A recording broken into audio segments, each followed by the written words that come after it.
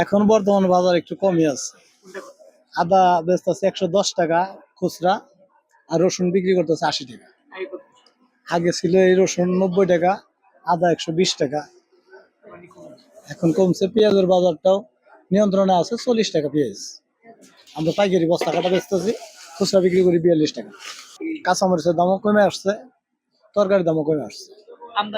আমদানি হয়েছে বৃষ্টিতে, যেটুকু ক্ষতি হয়েছিল ওটা আবার বৃষ্টি যাওয়ার পরে আস্তে আস্তে আবার গাছে নতুন সাজ নামছে, এখন তরকারির দামও কমছে। জিরা বর্তমানে মনে করেন আপনার 460 থেকে 80 টাকা পাইকারি দিচ্ছে আমরা।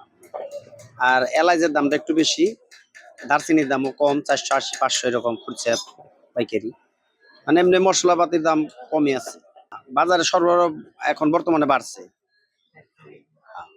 হলুদ আগের মতোই আছে, 230 টাকা, 240 টাকা, 250 টাকা। নাটোরের কিছু ভালো কোয়ালিটি আছে, ওটা 300 টাকাও বিক্রি হচ্ছে। এই হচ্ছে। আর আপনার লবঙ্গ 1400 টাকা, তেজপাতা 150 টাকা, এরকমই যাইতেছে আর কি বাজার। ঠিক আছে। অন্যান্য মশলার দাম মোটামুটি অপরিবর্তিত আছে।